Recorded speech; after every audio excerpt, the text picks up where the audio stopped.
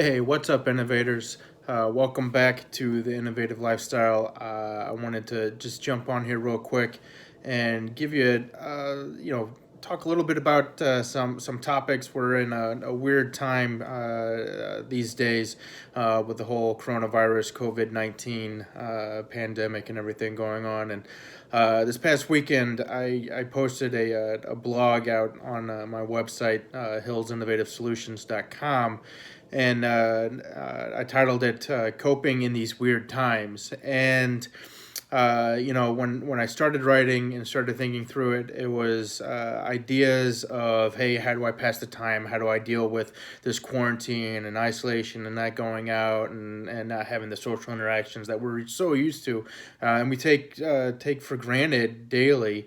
And so, how do I do this and continue to, how do I be stuck at home and pass the time? And as I started writing and continued writing, I just naturally laid out things that came to my mind. And and I said a few things tongue in cheek, just thinking, hey, this is a good idea, right? And the more that I thought about it, by the time I was done writing, I'm like, man, this is actually a really good process for innovating, for changing, for product development. And with my expertise and my past being in product development, my love and my passion being in product development, I was like, you know what? I'm going to talk about this again. I'm gonna get on here and I'm going to talk about this and talk about the the product development process, the idea generation and creation process, and when anyone that knows me and product development, I believe that it's an iterative process, right? And you try and fail and try and fail and try and fail until you get something that works, right? Or try and get that minimal viable product to market, get some customer feedback and improve, and get some customer feedback and improve, and get some customer feedback and improve, and continue to innovate that way. I figured we'll talk a little bit about that process, the product development process. I believe, in a very simple acronym for product development, and it's IDEA, right? Identify, design, execute, and assess, right? And at any point in time, so if you identify something and you start designing, you realize, hey, I can't design this, you go back to identify, right? And if you get to executing, hey, I can't execute this, go back to design. And that's the importance of that assess part, right? If is you get that minimal viable product out there and you assess what the results were, how do they match what you were envisioning? And if they're not there, you go back, right? And you can go all the way back to identify new ideas, identify new products, and drive that through there. So this weekend, really, how do you keep yourself occupied in these weird times, right? In these times where we're stuck being at home, stuck with our own self, stuck with our negative self-talk, or hopefully positive self-talk. And what do we do with it, right? So I laid out, okay, so first and foremost, expand your mind, right? Get into a book, get into some university studyings online, right? And my wife said to me earlier today that, hey, all the Ivy League schools are offering classes for free, right now for the next 30 days. I can say that I went to Harvard, right? And I was like, yeah, do that, jump on that. That's a great idea. So expand your mind, get those creative juices flowing, right? And then the next step, I said, get outdoors, right? Get some different perspective, try different things, right? Get outdoors. That's the part that I love about being outdoors, right? Is I do my best thinking when I'm outside, going for a walk, seeing nature, right? There's been no better an innovator than our creator, right? And you can see it in the beauty of the things that are outside. Nature is so much more beautiful than anything man-made, right? So you want some real creative juices flowing, you want some real perspective, get outside, get outdoors, right?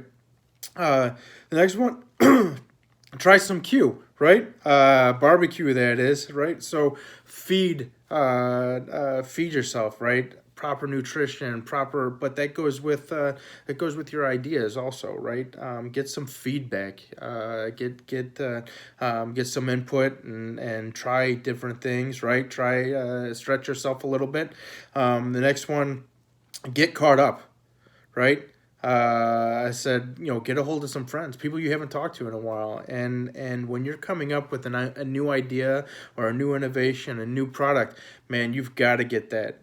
Everyone wants to, everyone says, hey, get outside the box. No, stay inside the box. Get everybody else outside the box to give you the feedback, right? Stay inside the box and get that feedback from people outside the box, because no matter how hard you try, you can't get yourself outside of the box. We get too close to it. We get too ingrained in it, and we look inside of it, and we can't seem to expand, right? So, so get caught up.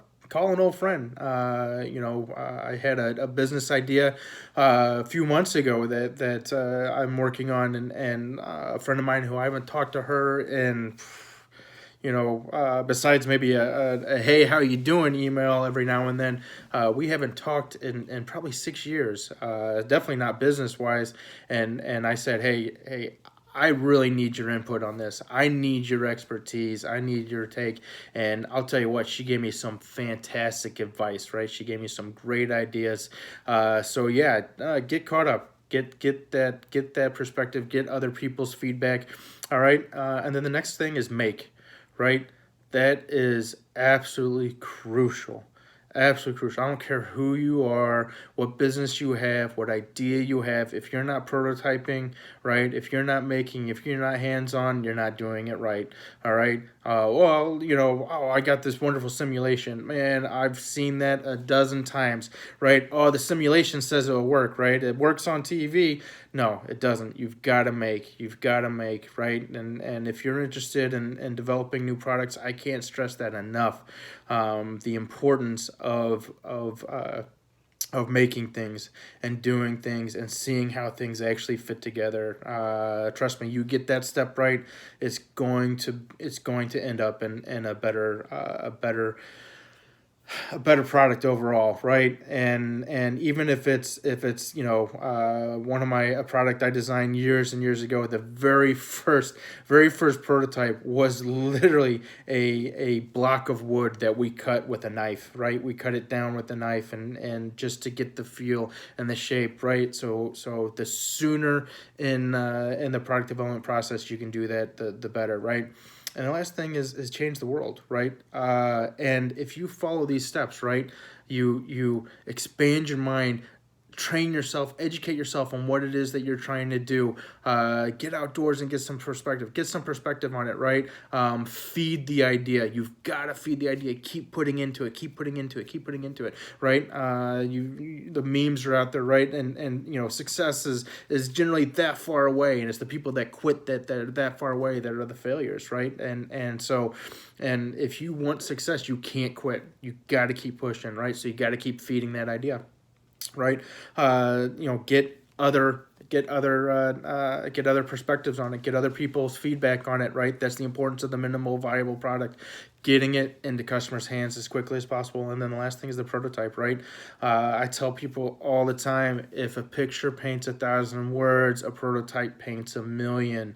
All right. And again, even if it's just that rough wooden block, that's what makes the difference. So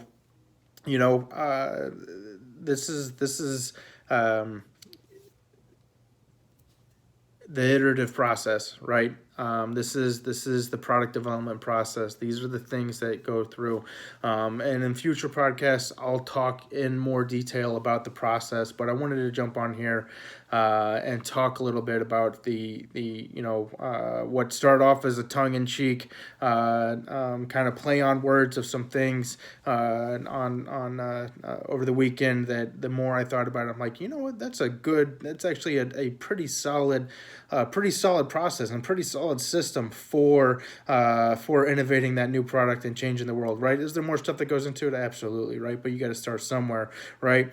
And so reiterated it again, right? So learn about it, all right? Learn about the idea, get some perspective on it, feed the idea, get other people's perspective on it, and then make it. You got to try it, right? That's a good portion out of the design process.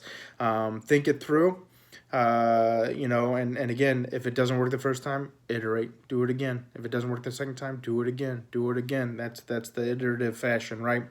It requires doing. You've got to do it. You got to step up, and you got to do it. That's what it's going to take. The need for failure is the most important, right? Those failures are what will ultimately lead to success. And the last thing I want to leave with, right? Getting on here and talking into a camera and talking to people that mostly I don't know is extremely painful for me. Being in quarantine right now, or social distancing right now, is extremely painful for me, right? But we can't be afraid, right? Can't be afraid in developing products. We can't be afraid in trying new things. We can't be afraid of trying new ideas. We can't be afraid of making stuff, right? Because ultimately, all these things is what's going to lead to change in the world. It's what's going to lead to your success. It's what's going to lead to the success of your business, the success of your product, the success of your idea. So, again, I appreciate listening. I appreciate taking the this 10 minutes with me. I'd love your feedback. Share the videos, share the website hillsinnovativesolutions.com, and keep coming back, and most importantly, offer some feedback, right? I'm new to this. I'm new to the video thing. Not new to product development. I love product development. I love innovating, and so if you ever have any questions, just want to have a discussion, I want to join in with that. Appreciate you listening. Have a wonderful day. Enjoy these weird times. All right.